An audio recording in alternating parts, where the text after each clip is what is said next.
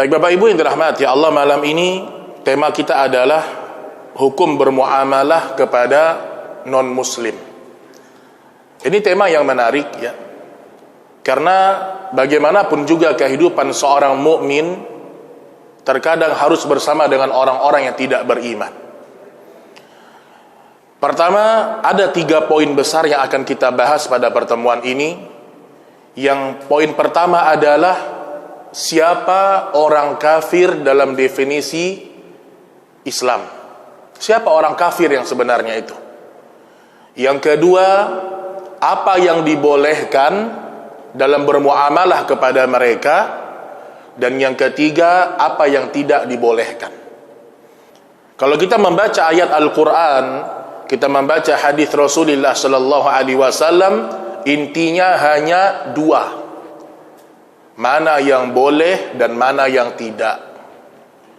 Nanti rincian besarnya, mana yang tauhid dan mana yang syirik, mana yang halal dan mana yang haram, mana jalan menuju ke dalam surga, mana jalan masuk ke dalam api neraka, mana perintah yang Allah ridhai, mana sesuatu yang Allah murkai. Itu inti dari kita belajar agama Allah. Baik, yang pertama adalah definisi kafir. Pertama, kalimat kafir diambil dari bahasa kafara yakfuru, yang artinya adalah penutup. Sebagian mengatakan mengingkari. Jadi makna kafar adalah menentang dalam bahasa syariat kita. Dan kalimat kafir puluhan kali, bahkan mungkin ratusan kali Allah sebutkan di dalam Al-Quran. Bahkan turun ayat Allah Subhanahu wa ta'ala khusus, namanya apa? Al-Kafirun. Artinya orang kafir itu ada di dunia, bukan tidak ada. Maka upaya untuk menghilangkan kalimat ini perbuatan yang salah. Kalau kita mengakui Allah zat yang maha lembut, Allah kalimat-kalimatnya mulia, maka kalimat kafir pun turun dengan kemuliaan. Maka usaha sebagian orang mengganti kafir dengan bahasa-bahasa yang lain agar terdengar lebih sopan, ini kurang tepat, Pak. Maka ini definisi kafir. Siapapun yang menentang syariat Allah, siapapun yang tidak mau beriman kepada Allah, maka dia adalah orang kafir. Ini definisi yang pertama. Dan orang kafir, Allah Subhanahu wa ta'ala telah tetapkan bahwasanya seandainya mereka berbuat baik di dunia, maka kebaikan itu tidak akan pernah dihitung di akhirat. Itu ingat tuh Pak. Orang kafir nih, sebaik apapun dia bantu orang, dia sedekah, ketika di hari akhirat dia mati dalam kondisi tidak beriman kepada Allah, maka dia tetap masuk ke dalam neraka jahanam. Itu akidah ahlu sunnah wal jamaah. Baik, sekarang kita akan masuk kepada poin yang kedua, yang ini cukup luas bahasannya, yang mudah-mudahan Allah mudahkan kita untuk meringkaskannya untuk antum semuanya. Pertama, hukum muamalah kepada non-muslim atau kafir. Hukum artinya apa? Ketetapan Allah, ketentuan Allah. Hukum dalam Islam ada macam-macam. Kalau berkaitan dengan ibadah, ada fardu ain, ada fardu kifayah, ada sunnah muakkadah. Termasuk dalam bahasan hukum adalah halal, haram, syubhat. 3 itu. Innal halala bayyin wa innal harama bayyin. Sesungguhnya sesuatu yang halal itu sudah jelas. Islam ini Pak, ketika membolehkan sesuatu benar-benar jelas kebolehannya. Itu Islam. Wa innal harama bayyin. Dan sesuatu yang haram itu benar-benar telah jelas. Kenapa dikatakan jelas? Karena Allah telah mengharamkannya. Karena Rasul telah mengatakannya haram. wa bainahuma umurun mustabihat. Tapi di antara yang halal dan haram ini ada yang namanya syubhat. Samar-samar jemaah. Mau dibilang halal kayaknya haram. Mau dibilang haram kayaknya halal. Nah itu Pak. Dan perintah Allah kepada orang yang terkena syubhat untuk apa? Ditinggalkan. Jadi ada perkara ragu kita halal atau haram, tinggalkan. Kata Nabi SAW, barang siapa yang meninggalkan syubhat, perkara yang tidak jelas hukumnya, maka dia telah menjaga kehormatan dirinya dan agamanya. Terhormat Pak, orang yang meninggalkan sesuatu yang tidak jelas hukumnya. Baik, itu dia makna hukum secara umum ya. Nah sekarang yang diperbolehkan yang pertama ya. Kata Al-Imam Ibnul Qayyim, kata Al-Imam Muhammad bin Shalih Al-Utsaimin, juga para ulama-ulama lain yang mengatakan yang pertama bermuamalah yang sifatnya umum. Artinya muamalah dalam urusan dunia. Muamalah ini artinya apa? Pergaulan. Kita boleh bergaul dengan orang-orang kafir. Kita boleh bekerja dengan orang kafir. Kita boleh ya memberikan makan kepada orang kafir. Kita boleh hutang piutang kepada orang kafir.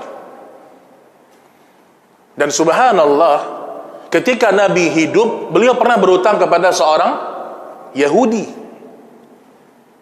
Sampai kata para ulama, kenapa Nabi berhutang kepada orang Yahudi? Padahal di situ ada Abu Bakar, orang-orang kaya, ada Utsman, ada Abdurrahman bin Auf. Jawabannya apa, Pak? Karena dari perbuatan Nabi Muhammad SAW, di situ ada hukum yang bisa kita ambil. Dengan adanya riwayat Nabi berhutang kepada orang Yahudi, menunjukkan bahwasanya dalam urusan dunia, jual beli, maka seorang mukmin boleh bermuamalah dengan orang kafir. Baik, dalilnya apa? Allah sebutkan dalam surah Al-Mumtahanah ayat yang ke-8. Itu dalil kebolehan bermuamalah kepada mereka. Allah Subhanahu wa taala berfirman, "La yanhaakumullahu 'anil ladzina lam yuqatilukum fid din wa lam yukhrijukum min diyarikum an tabarruuhum wa tuqsitu ilaihim innallaha yuhibbul muqsitin." Ini ayatnya, Pak. Allah tidak melarang kamu untuk berbuat baik dan berlaku adil terhadap orang-orang yang tidak memerangimu karena agamanya dan tidak mengusirmu dari negeri kamu. Sesungguhnya Allah menyukai orang-orang yang berbuat adil. Jadi bahasa Allah dalam surah Al-Mumtahanah ini, Pak, kita dibolehkan berbuat baik kepada orang kafir, termasuk di dalamnya adalah berlaku adil, namun bukan berkasih sayang. Itu beda tuh, Pak. Berbuat baik dengan berkasih sayang itu beda. Berlaku adil dengan berkasih sayang itu beda. Karena berkasih sayang itu berkaitan dengan hati. Adapun berbuat baik hanya secara zahir. Berbuat baik kepada mereka dengan dua syarat. Allah sebutkan di sini, lam yuqatilukum fid din. Berbuat baiklah kepada orang-orang kafir, orang-orang non-muslim yang dia tidak memerangi kalian. Kita hidup satu komplek, sebelah kita Nasrani, sebelah kiri Yahudi, sebelah depan ateis. Lengkap, Pak, Masya Allah. Selama mereka tidak menyerang agama kita, memusuhi kita, wajib berbuat baik. Perintah agama. Dan Allah jelaskan juga di sini bukan hanya perbuatan baik, tapi berlaku adil. Adil, Pak. Jangan kalau kita sama orang mukmin, orang beli barang kita, diskon. Artinya boleh. Kalau yang beli orang kafir, tiba-tiba dikasih barang-barang yang tidak bagus. Ini nggak adil namanya. Kita jualan di pasar, kalau yang datang orang beriman, timbangannya benar. Kalau datang orang kafir, timbangannya curang. Ini bukan berlaku adil namanya. Dan Nabi kita sallallahu alaihi wasallam adalah tauladan terbaik dalam perkara ini, Pak. Antum kalau baca sejarah, sebelum Fathul Mekkah ada ratusan berhala yang diletakkan di depan Ka'bah, Pak. 360 berhala kurang lebih. Selama Nabi di Mekkah pindah ke Madinah, berhala itu tidak pernah dihancurkan oleh Rasulullah sallallahu alaihi wasallam kecuali setelah Fathul Mekkah. Setelah Fathul Mekkah dihancurkan semua berhala-berhala itu. Nah, berarti yang pertama adalah bermuamalah dalam urusan dunia itu dibolehkan kepada orang-orang yang tidak beriman. Boleh. Baik, kemudian yang kedua, mulai lebih spesifik lagi. Boleh berjual beli atau menggunakan produk buatan non-muslim. Boleh. Boleh, Pak. Jangan nanti kita ingin membahasakan, mari kita boikot, tapi HP kita punya siapa? Mobil kita punya siapa? Jadi kita harus benar dalam berilmu. Allah mengatakan dalam hadis Bukhari disebutkan, anna Nabiy sallallahu alaihi wasallam ashtara ta'aman min Yahudi ila ajalin wa rahanahu dhira'an min hadid. Nabi sallallahu alaihi wasallam membeli makanan dari orang Yahudi dengan berhutang. Lalu beliau menggadaikan baju perang besinya kepada orang tersebut. Muamalah. Bukan hanya berhutang berarti. Hutang bagian dari muamalah. Maka apapun yang berkaitan dengan muamalah, jual beli, bisnis, itu dibolehkan kepada orang-orang Yahudi, Nasrani, dan orang-orang kafir. Boleh. Tidak ada masalah. Termasuk memakai produk mereka, selama tidak berkaitan dengan agama kita. Maksudnya apa? Produknya halal. Bukan artinya antum boleh jualan bir, bukan. Bapak Ibu yang dirahmati Allah Subhanahu wa taala, ini poin yang kedua. Jual beli dibolehkan, memakai produk mereka dibolehkan selama jelas kehalalannya. Baik, kemudian yang ketiga, diperbolehkan untuk memberikan hadiah, memberikan bantuan, berkata sopan, bersikap ramah, boleh. Dari Amr bin Shu'aib dari Nabi kita sallallahu alaihi wasallam, kata beliau, aku menyembelih kambing untuk Ibnu Umar dan keluarganya. Kemudian Ibnu Umar berkata, apakah engkau sudah hadiahkan kambing ini kepada tetangga kita yang Yahudi itu? Jadi dia sembelih kambing, diingatnya tetangga dia yang Yahudi. Maka mereka mengatakan, belum wahai Ibnu Umar. Ibnu Umar mengatakan, berikan sebagian untuk mereka. Karena untuk mendengar Rasulullah sallallahu alaihi wasallam bersabda, Jibril senantiasa mewasiatkan aku berbuat baik kepada tetangga sampai aku menyangka tetangga itu akan dapat mewarisi. Jadi ada hadis masalah muamalah kepada tetangga yang kita bahas pada pertemuan awal di sini. Apa kata Nabi? Mazala Jibril yusini. Masih terus malaikat Jibril memberikan wasiatku untuk berbuat baik kepada tetangga hatta dhanantu annahu sayuwarrithu. Sampai aku hampir mengira bahwasanya tetangga itu mendapatkan warisan. Berarti maknanya apa? Bukan hanya tetangga yang muslim. Tetangga yang kafir, kalau kita memasak mungkin kambing atau ayam atau lauk pauk, ada tetangga kita diperintahkan kita berbagi kepada mereka. Namanya akhlak, Bapak Ibu sekalian. Dan karena akhlaklah orang-orang di masa Rasul banyak yang masuk Islam, Pak. Makanya orang-orang kafir Quraisy di masa Nabi Shallallahu Alaihi Wasallam hidup, semua mereka mengakui Nabi ini akhlaknya mulia, semua mengakui. Bahkan di usia 35 tahun, ketika orang-orang kafir Quraisy mereka kebingungan, ketika mereka renovasi Ka'bah, mereka bingung Siapa orang pertama yang sebaiknya melepaskan Hajar Aswad kemudian memasangnya kembali? Siapa orang yang pantas di antara kita? Kata mereka, kalau begitu kita lihat orang yang pertama kali datang ke masjid ini waktu subuh, itu orang yang berhak melepaskannya dan memasangkannya. Ternyata Nabi yang datang, Pak. Umur 35 tahun sebelum diangkat menjadi Rasul. Dan kata orang-orang kafir Quraisy, maka sangat pantas Muhammad memasangkan ini di Ka'bah. Karena terkenal dengan kejujurannya Rasul kita Shallallahu Alaihi Wasallam. Orang kafir saja mengakui akhlak Rasul, apalagi orang yang beriman. Maka boleh kita memberikan hadiah, ya. Tapi ingat ya, ini masih bahasannya umum. Nanti beda lagi tuh Pak, kalau sudah berkaitan dengan masalah ibadah, hadiah Natal, itu beda lagi tuh. Itu ada bahasan yang berkaitan dengan masalah ibadah nanti di situ. Baik, kemudian yang berikutnya, boleh menjenguknya ketika sakit. Dari hadis Anas bin Malik radhiyallahu taala anhu, kana ghulamun yahudiyyun yakhdimun nabiyya sallallahu alaihi wasallam famarid. Ada seorang Yahudi yang suka membantu Nabi sallallahu alaihi wasallam tatkala itu dia sakit.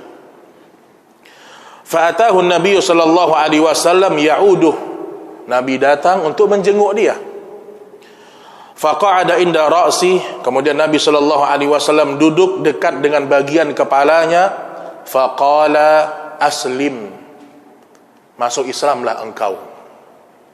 Nabi jenguk bukan sekedar jenguk, tapi ada dakwah di situ, Pak. Nabi duduk di dekat kepalanya mengatakan, masuk Islamlah engkau wahai anak seorang Yahudi. Fanadhara ila abihi wa huwa indah. Maka kemudian dia melihat kepada ayahnya. Ayahnya mengatakan, ati Abul Qasim sallallahu alaihi wasallam, wahai anakku, ikutilah Abul Qasim. Maksudnya adalah Rasulullah sallallahu alaihi wasallam. Fa aslam, maka dia masuk Islam akhirnya. Fa kharaja an-nabiy sallallahu alaihi wasallam wa huwa yaqul alhamdulillahilladzi anqadhahu minan nar. Setelah dia masuk Islam, dia mengucapkan 2 kalimat syahadat, Nabi pulang. Tidak lama setelah itu dia meninggal anak ini, Pak. Kata Nabi, alhamdulillahilladzi anqadhahu minan nar. Segala puji bagi Allah yang telah menyelamatkan dia dari siksa neraka jahanam.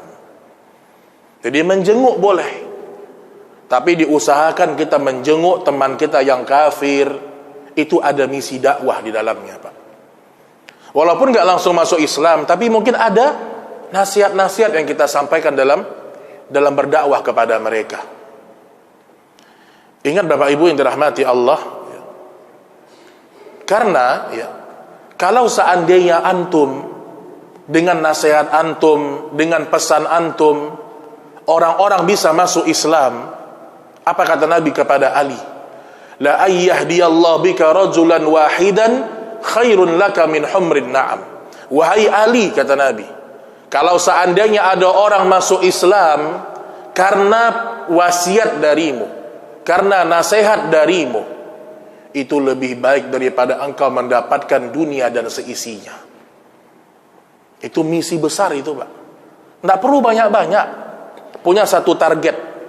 Mungkin dari keluarga kita ada yang kafir, atau tetangga, atau teman yang mungkin kita sudah lama sama dia. Punya impian, ya Allah, mudah-mudahan lewat perantara saya dengan izinmu dia bisa masuk Islam. Itu pahalanya besar, Pak. Satu orang aja pahalanya seperti apa? Dunia dan seisinya. Lebih baik bahkan, kata Nabi kita sallallahu alaihi wasallam. Baik, kemudian boleh menyambung silaturahim dengan kerabat yang non muslim. Jadi silaturahim ini sebenarnya maknanya apa? Yang berhubungan dengan kerabat dekat, itu silaturahim, Mbak. Jadi kalau kita berkunjung ke rumah teman, bukan silaturahim namanya. Itu hanya ukhuwah Islamiyah. Silaturahim itu adalah menjalin hubungan baik dengan kerabat yang sedarah, mahram. Nah, seandainya kita punya abang kafir atau punya adik perempuan kafirah atau punya paman kafir, kita boleh silaturahim kepada mereka. Karena ada hadis yang khusus menjelaskan itu. Disebutkan dari Asma radhiyallahu taala anha, atatni ummi raghibatan fi ahdi Nabi sallallahu alaihi wasallam fasa'altu Nabi asilha qala na'am. Ibuku datang kepadaku dan ia sangat ingin menyambung silaturahim denganku. Asma datang sama Nabi mengatakan, ya Rasulullah, ibuku ini masih kafir, belum beriman kepada engkau, tapi dia sering datang silaturahim bersamaku. Ditanya sama Asma, bolehkah aku menyambutnya? Bolehkah aku mengunjunginya, ibu dia? Kata Nabi sallallahu alaihi wasallam, asilha, sambunglah silaturahim dengan ibumu itu. Jadi boleh. Selama hubungan silaturahim, walaupun ibu kita kafir, ayah kita kafir, wajib membahagiakan hati mereka. Selama tidak menyimpang dari syariat Allah.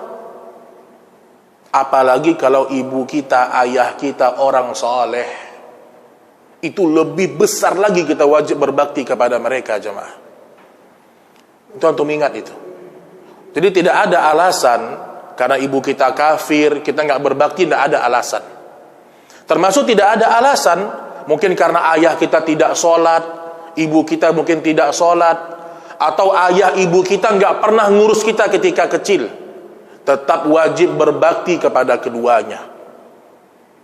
Kenapa begitu Bapak Ibu? Karena bakti kita kepada ayah ibu kita sebenarnya itu untuk Allah, bukan untuk mereka berdua. Karena perintah Allah. Allah yang menyuruh kita berbakti kepada mereka. Maka diperhatikan, kalau punya kerabat kafir tetap boleh bersilaturahim, dibolehkan dalam syariat kita. Kemudian boleh memakan makanan sembelihan hasil olahan non muslim, baik ahlul kitab atau bukan, selama tidak ada zat haram di dalamnya. Namun di sini para ulama mulai berbeda pandangan. Maksudnya mereka mengatakan kalau seandainya kita bisa mencari yang lebih jelas muslim yang memotong, itu lebih baik. Tapi ini terutama mungkin bagi orang-orang yang hidup di luar negeri.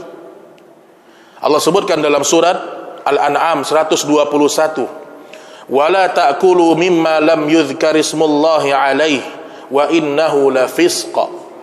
Dan janganlah kamu memakan binatang-binatang yang tidak disebut nama Allah ketika menyembelihnya. Al-An'am 121. Apa kata para ulama di sini? Yang dilarang dalam ayat ini adalah daging sembelihan. Adapun sayuran, buah-buahan, makanan laut, kue dan selainnya, maka tidak mengapa selama tidak ada zat yang diharamkan. Juga disebutkan oleh Ibunda Aisyah radhiyallahu taala anha, hadis yang tadi juga disebutkan, bahwasanya Nabi pernah berhutang, artinya apa? Ada jual beli diperbolehkan. Tapi tetap di sini poin besar dari para ulama, selama bisa mencari orang muslim yang menyembelihnya, maka dibolehkan.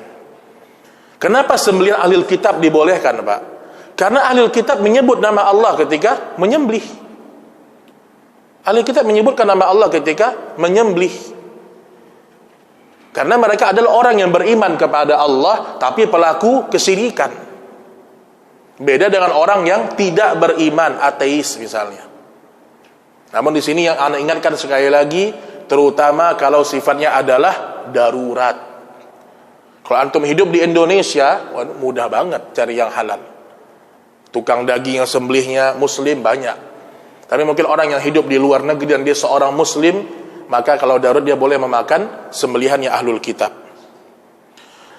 Baik, kemudian boleh bersentuhan kulit kecuali terhadap lawan jenis.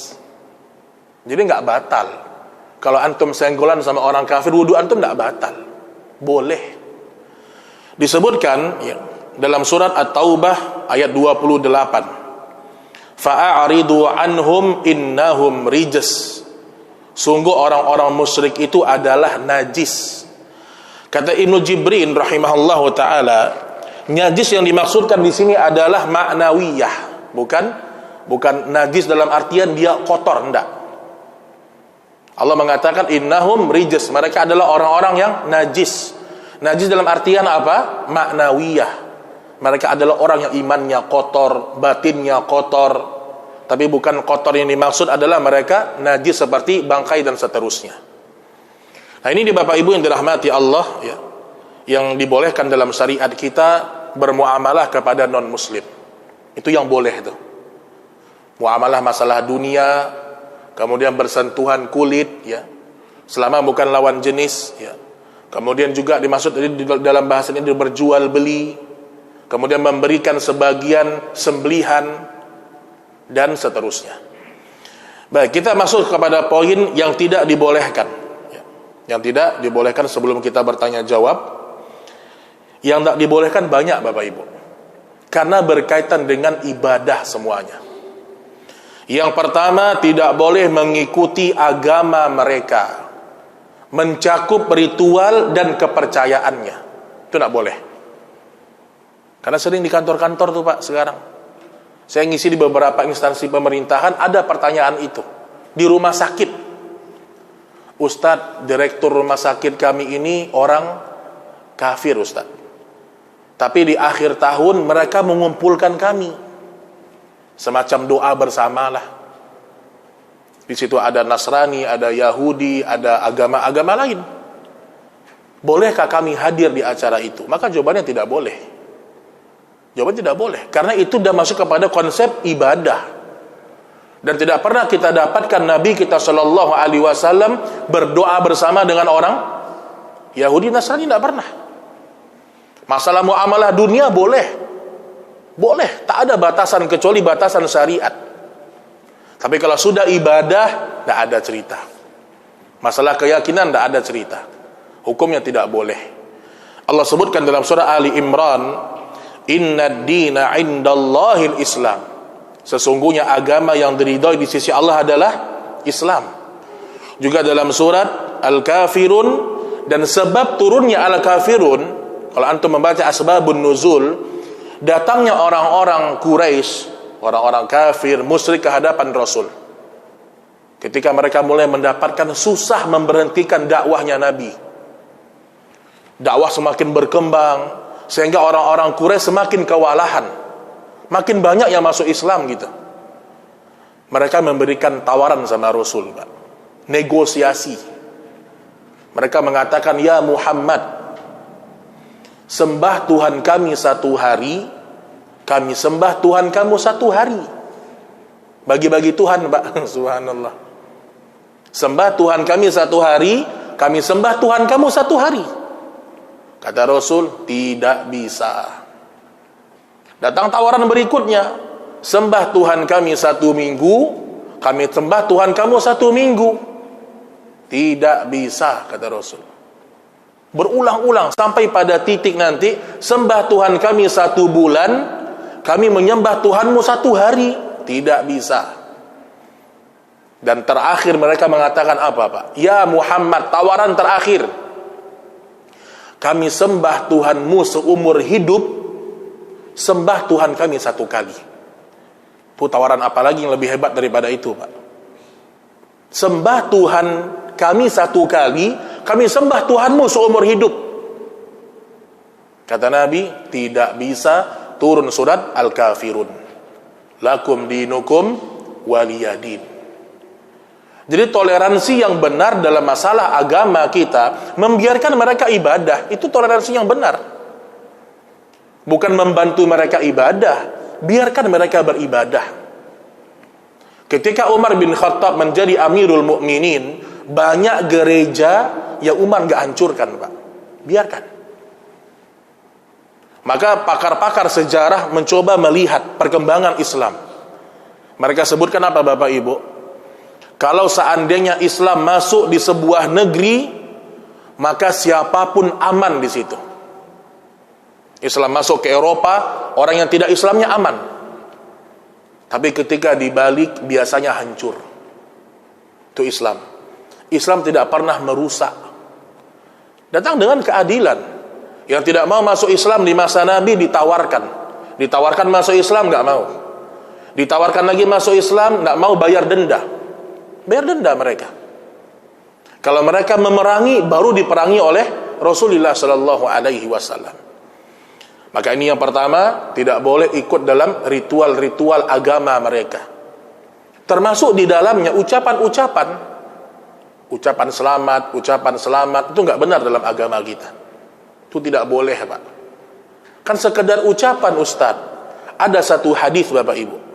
Kalau antum beriman kepada hadis Nabi, antum akan takut kepada hadis ini. Kata Nabi apa? Rajulun yatakallam bil kalimah ma yatabayyanu fiha. Ada seorang laki-laki, dia ngomong satu kalimat di dunia, yang dia menyangka dari ucapan ini tidak berbahaya, sekedar basa-basi, sekedar menyenangkan hati orang. Apa kata Nabi? Yulqa finnar sab'ina kharifan.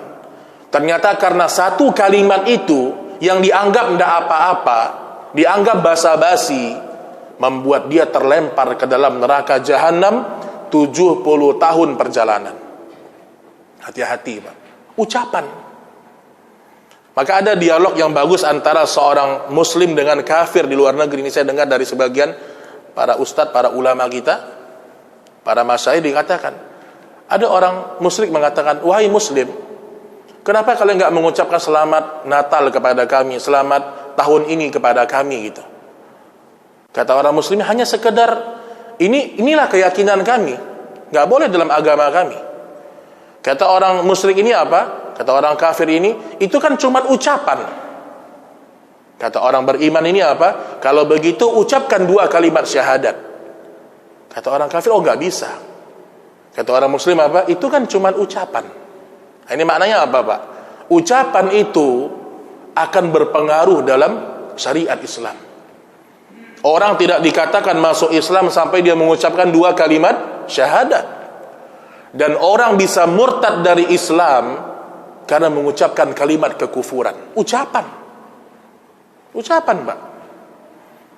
Kalau ada orang mengucapkan kalimat kekufuran, misal na'udzubillah, dia mengatakan Allah dia celah, Rasul dia celah, Al-Quran dia celah, tanpa ada kondisi darurat, dia bisa murtad dari agama. Yang dibolehkan dalam agama kita, mencela agama untuk menyelamatkan jiwa. Contoh kisah siapa? Ammar bin Yasir.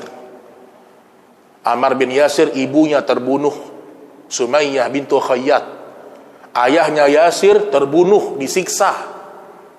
Ketika Ammar disiksa, dilemparkan batu, dihimpit oleh batu yang besar, apa kata orang Quraisy? Wahai Ammar, ucapkan ucapan yang mencela Muhammad. Kata Ammar, saya tidak akan melakukan. Dipaksa terus. Akhirnya Ammar mengucapkan kalimat yang mencela Nabi Muhammad sallallahu alaihi wasallam. Karena darurat, daripada dia meninggal dunia, tersiksa. Ketika dia mencela Rasul, dia dibebaskan. Tapi hatinya tidak tenang, Pak. Akhirnya dia menghadap Nabi sallallahu alaihi wasallam. Dia mengatakan, "Ya Rasulullah, aku telah mengucapkan celaan terhadapmu ya Rasulullah." Kata Nabi, "Apakah itu datang dari hatimu?" Kata dia, "Tidak ya Rasulullah." "Besok lakukan hal yang sama," kata Nabi. Artinya boleh untuk menyelamatkan jiwa. Itu kalau darurat.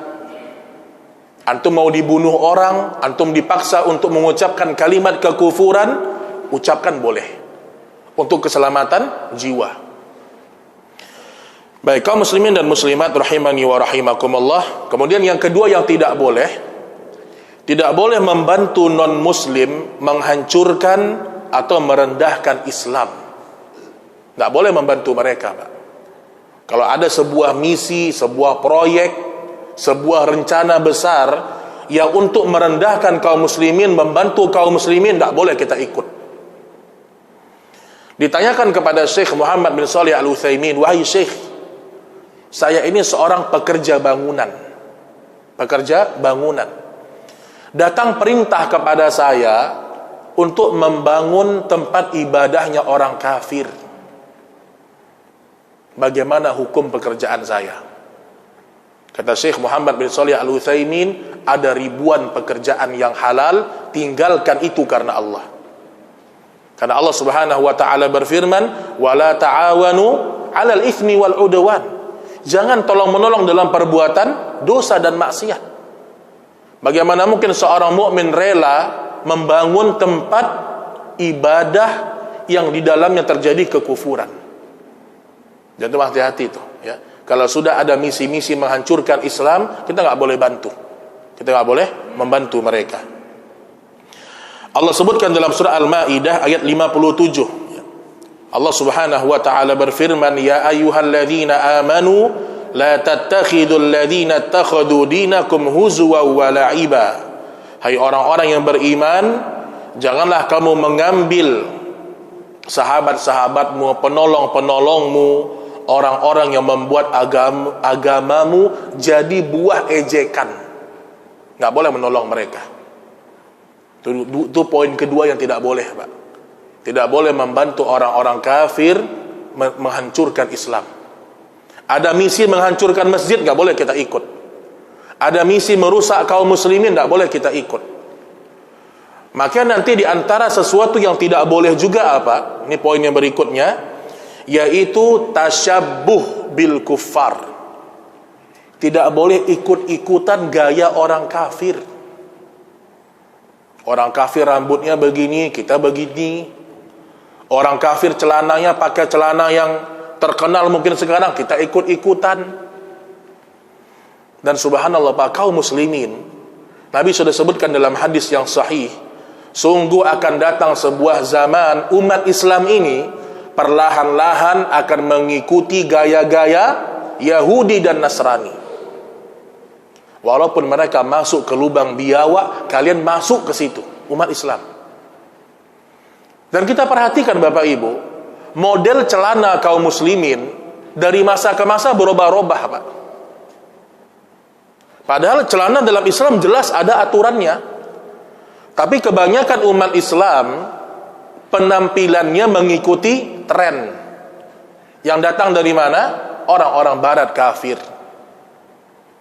Tahun 90-an model celana itu atasnya sempit, bawahnya lebar.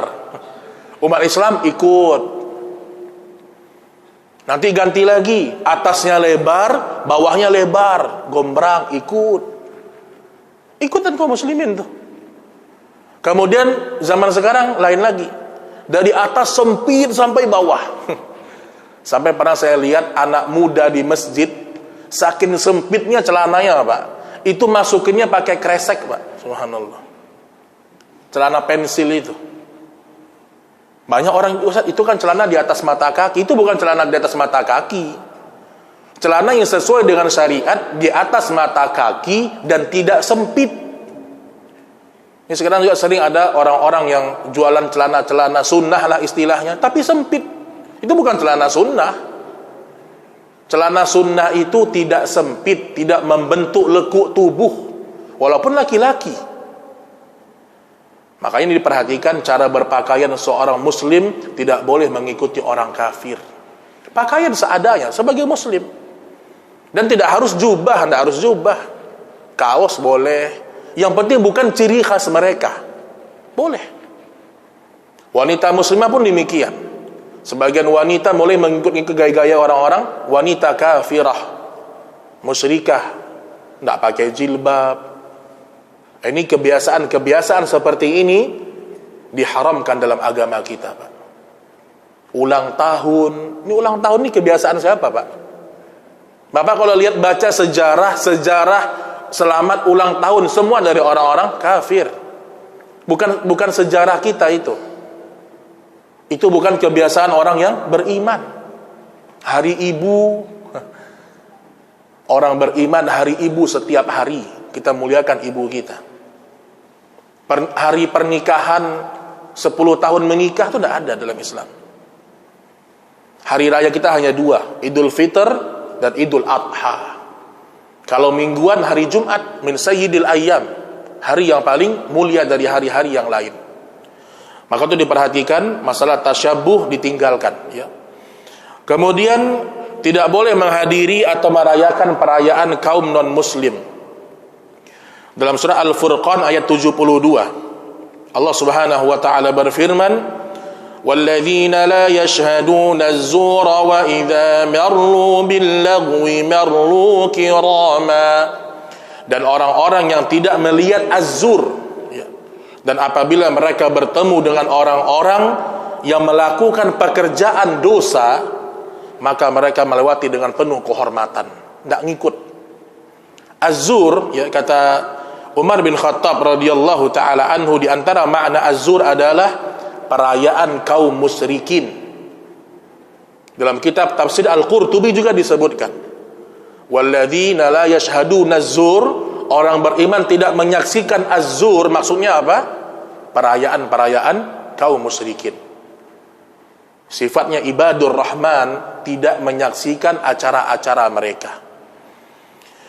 Baik, kemudian tidak boleh menjadikannya sebagai teman dekat, ya.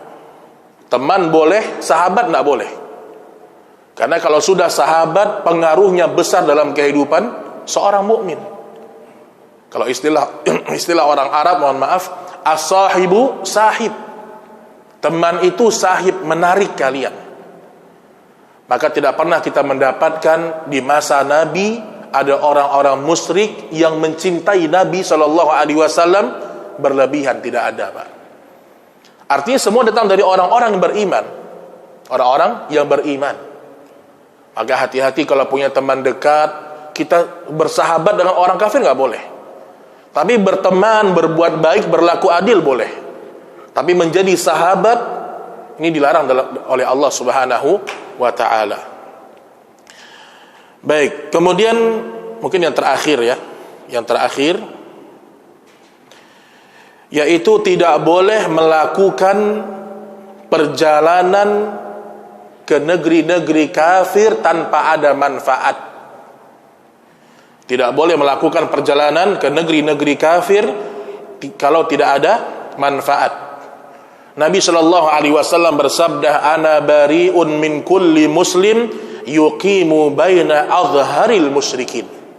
Nabi, Pak, kata Nabi, aku berlepas diri di tengah-tengah negerinya orang kafir. Nabi berlepas diri. Nabi nggak menjamin keselamatan bagi mereka. Itu, Pak, ya, ingat, kalau mau jalan-jalan ke Mekah aja, ke Madinah, mungkin ke Turki, tempat-tempat sejarah Islam aja. Karena kalau kita pergi ke negeri kafir, apalagi tinggal di situ, kecuali ada hajat, mungkin tugas negara lah, mungkin dari tugas dari sebuah negara dikirim, itu beda hal. Tapi kalau hanya sekadar hiburan, diharamkan dalam agama kita. Dan setiap harta yang kita keluarkan sia-sia, Allah tanya di hari kiamat. Masalah harta itu, Pak, dua pertanyaannya, jemaah. Masalah umur satu, untuk apa dipakai? Masalah waktu satu, untuk apa digunakan? Masalah harta dua, untuk apa dipakai dan dari mana kalian dapatkan? Dua pertanyaan masalah harta. Maka hati-hati, ya, yang suka liburan ke negeri-negeri kafir tuh dikurang-kurangilah tuh, Pak. Pakai duitnya untuk bangun masjid, pakai duitnya untuk fakir miskin, lebih bermanfaat daripada sekedar pergi ke negeri-negeri mereka. Belum lagi kita nggak bisa menjaga pandangan.